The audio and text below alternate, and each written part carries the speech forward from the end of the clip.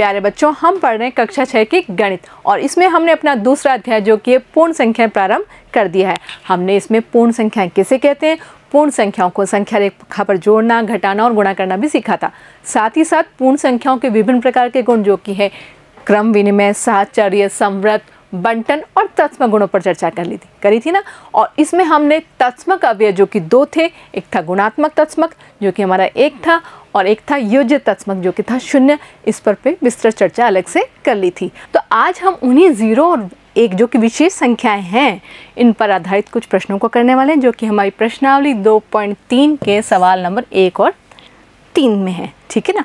तो 1 से लेकर के 3 तक हम 3 सवाल करने वाले हैं और उसी पूर्व ज्ञान पर जो कि हमारा 0 और 1 पर हमने एक स्पेशल वीडियो बनाया था, अगर आपको ध्यान हो तो, जिसमें हमने 0 की खास बातों को और 1 की खास बातों पर चर्चा की थी। अगर आप वो वीडियो मिस कर चुके हैं तो बेहतर रहेगा कि आप एक बार उस वीडियो को देखें और हमारे साथ फिर से जुड़ें। तो आइए शुरू करते हैं हमारी प्रश्नावली 2.3 का पहला सवाल जो कि है, निम्नलिखित में से किससे शून्य निरूपित नहीं होगा।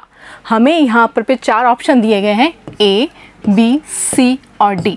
हमें इन चारों को हल कर करके देखना है कि किसको हल करने पर हमें 0 प्राप्त नहीं हो रहा है। तो चारों को हल करते हैं, देखते हैं किस पर 0 प्राप्त नहीं होता है। आइए, तो सबसे पहले बात करते हैं A की। A कह रहा है 1 + 0।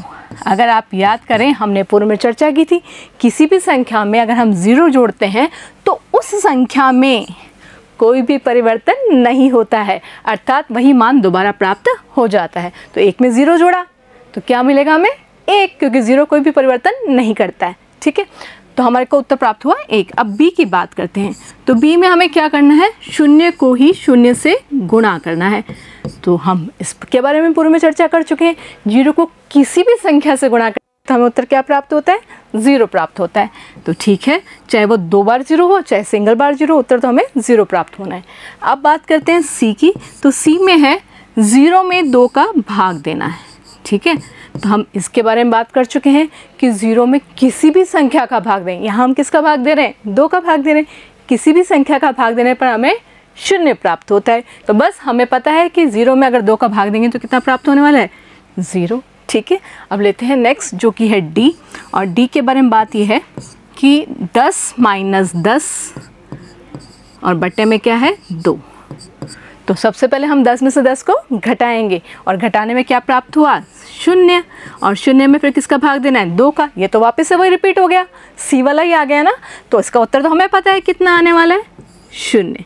तो आप देख पा रहे हैं यहाँ हमने चारों के चारों जो हमारे पास में ऑप्शंस थे, है ना, विकल्प थे, उन विकल्पों पे हमने चर्चा कर ली और हमें पता चल गया किस पर हमें 0 प्राप्त नहीं हो रहा। बिल्कुल सही, हमें A उत्तर पर जो हमारा A विकल्प था, इस पर हमें 0 प्राप्त नहीं हो रहा है। तो हम लिख देंगे इसी बात को कि A से 0 निरूपित नहीं होगा। बाकी सारा का सारी भाषा हम सवाल में से उठाएंगे। A से 0 निरूपित नहीं होगा।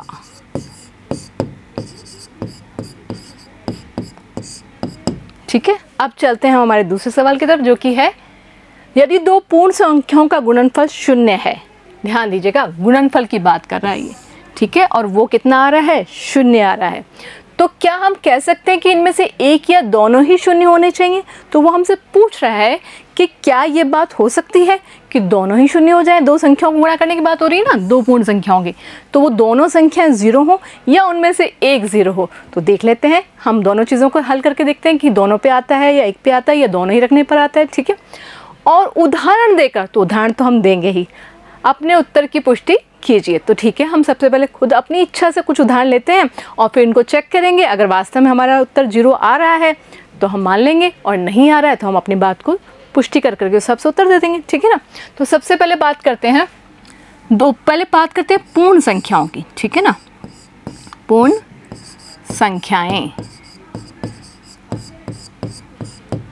तो पूर्ण संख्या हमारे पाठ का ही नाम है और हमें पता है ये शुरू कहाँ से होती है, ये शुरू होती है 0 से। 0, 1, 2, 3 और कहाँ तक चलती हैं, आपको याद है ना, अनंत तक चलती है। इनकी कोई सीमा नहीं है।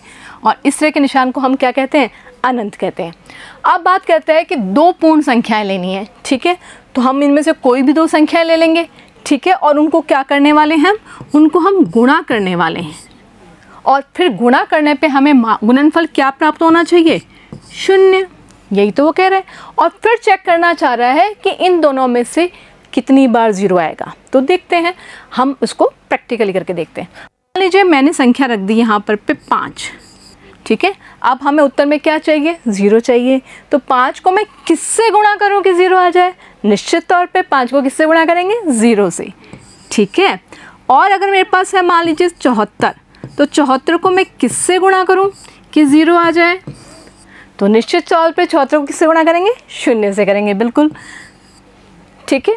और अगर उल्टा कर लूँ मैं कि मैं 105 को किससे गुणा करूं कि 0 आ जाए, तो आप समझ पा रहे हैं कि अब की बार मैंने संख्या पीछे लिख दी है और आगे रिक्त स्थान रख दिया है। तो यहाँ पर पे क्या होगा, बिल्कुल 0, क्योंकि हम अच्छे से जानते हैं कि अगर दो संख्याओं को गुणा कर रहे हैं और उत्तर हमें 0 प्राप्त हो रहा है, तो निश्चित तौर पे वो संख्या क्या होगी, 0 होगी, ठीक है ना।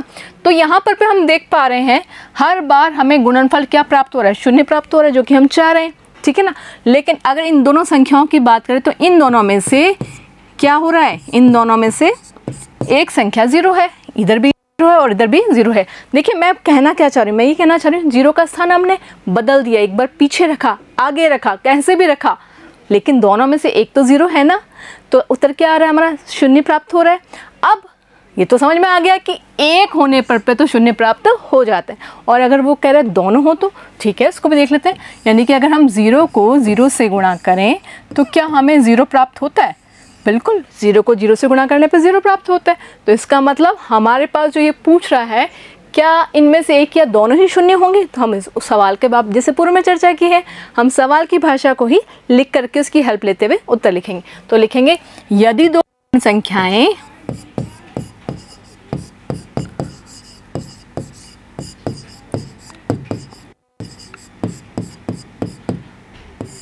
का गुणनफल 0 है तो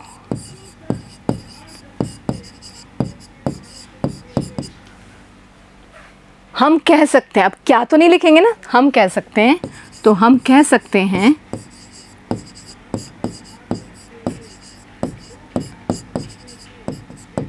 कि इनमें से एक या दोनों ही 0 होने चाहिए। तो हम कह सकते हैं कि इनमें से एक या दोनों ही 0 होने चाहिए।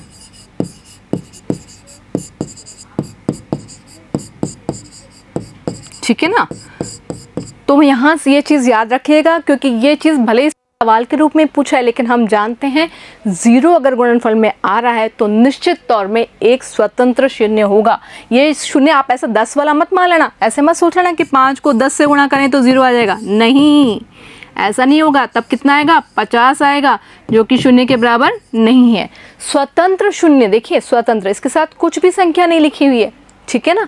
तो एक 0 होने पर पूरी संख्याएं 0 हो जाती हैं। अगर आप ध्यान दें तो हमने कई दफ़ा बच्चे सवाल पूछते हैं, ऐसे लंबा चौड़ा संख्या पूछ लेते हैं, जैसे कैसे कि 3 गुणा 8 गुणा 12 गुणा 465 गुणा 0 गुणा 203 बराबर कितना होगा। ऐसे बच्चे कई दफ़ा सवाल पूछते हैं सामने वाले को परेशान करने के लिए, और सामने वाला सोचता है इतना गुणा करेंगे, जबकि अगर समझदारी ध्यान से देखी जाए तो इसमें क्या है, समझदारी है, एक स्वतंत्र 0 है, तो हमें गुणा करने की आवश्यकता नहीं है, सीधा उत्तर क्या आ जाएगा, 0, ठीक है ना। क्योंकि एक भी अगर स्वतंत्र 0 आ रहा है गुणा में, ठीक है ना, तो हमारा उत्तर कितना आने वाला है, 0, ठीक है ना। तो चलते हैं हम अगले सवाल की ओर, जो कि है सवाल नंबर 3। यदि दो पूर्ण संख्याओं का गुणनफल 1 है, देखो पूर्व में हमने चर्चा की थी तो गुणनफल कितना आ रहा था, 0 आ रहा था, ठीक है। अब बात वही हो रही है, संख्याएं कैसी होनी चाहिए, पूर्ण संख्याएं। पूर्व में भी पूर्ण संख्याओं की बात करा था, अब भी पूर्ण संख्याओं की बात कर, लेकिन अब की बार गुणनफल में कितना चाहिए, 1 चाहिए। तो क्या हम कह सकते हैं कि इनमें से एक या दोनों ही 1 के बराबर होनी चाहिए। सेम सवाल है, देखा जाए तो पूरी की पूरी भाषा एक है, लेकिन स्थान में सिर्फ एक, यहाँ पर एक लिखा हुआ है और इससे पूर्व वाले सवाल में शून्य लिखा हुआ था। तो वहाँ तो हमने निष्कर्ष निकाला था कि दोनों शून्य होंगे तो भी 0 आएगा और एक शून्य होगा तो भी 0 आएगा। अब देखते हैं कि दोनों एक होने पर पे आएगा या एक होने पर भी उत्तर आ सकता है। तो उदाहरण देकर अपने उत्तर की पुष्टि कीजिए। हम उदाहरण ले लेते हैं। मान लीजिए पहले हम एक लेते हैं। एक को हमने वही 5 से गुणा कर लेते हैं, तो क्या आ रहा है मान? क्या 1 आ रहा है? नहीं, 1 को 5 से गुणा करने में मान कितना आता है? 5, जो कि 1 के बराबर नहीं है ना। अच्छा चलो 1 को किसी बड़ी संख्या से गुणा कर लेते हैं। मान लीजिए मैंने गुणा किया 23 से, तो क्या मान 1 आ रहा है? नहीं आ रहा। मान कितना आएगा? 23 आएगा, और ये भी 1 नहीं है ना। चलो अब की बार हम संख्या 1 को पीछे ले लेते हैं, तो आगे कोई भी संख्या ले ली। मान लीजिए 107 ले लिया, तो 107 को 1 से करने पे क्या आएगा? ये भी 107 ही आएगा, क्योंकि 1 से किसी भी संख्या को गुणा करने पे वही मान आता है, ठीक है ना। तो यहाँ पर पे ये 1 के बराबर नहीं है। तो यहाँ से ये तो क्लियर हो गया कि एक बार ही आने पर पे, चाहे वो आगे आ रहा हो चाहे पीछे आ रहा हो, मान हमारा 1 प्राप्त नहीं हो रहा है। तो 1 से तो नहीं आ रहा, 1 से तो नहीं आ रहा। अब दोनों 1 लेकर के देखें, तो दोनों 1 लिए, ये भी 1 ले लिया और दूसरी पूर्ण संख्या में भी हमने किसको ले लिया? 1 को ले लिया और इनको गुणा किया, तो मान कितना आ रहा है? 1 एकम 1। अब जा कर के हमारा मान प्राप्त कितना हुआ है? 1 प्राप्त हुआ है। तो इसका मतलब हम क्या कहेंगे? इसका मतलब हम ये कहेंगे, यदि दो पूर्ण संख्याओं गुणनफल 1 है तो हम कह सकते हैं कि इनमें से दोनों ही, यहाँ शब्द एक वाला नहीं आएगा, दोनों ही 1 के बराबर होनी चाहिए। लिख देंगे आप लोग या मैं लिखूं? चलो मैं लिख देती हूँ। यदि दो पूर्ण संख्याएं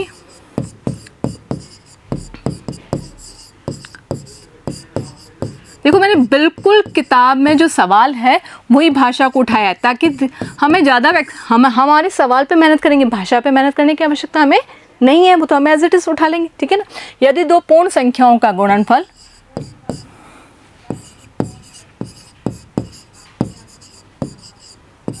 एक है तो हम कह सकते हैं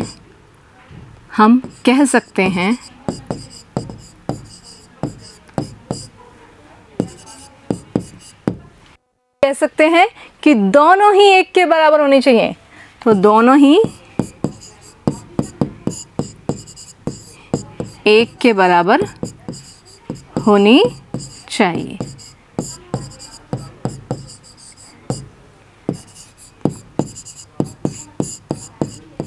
तो बच्चों एक बार से वापस बात को रिवाइज कर लेते हैं।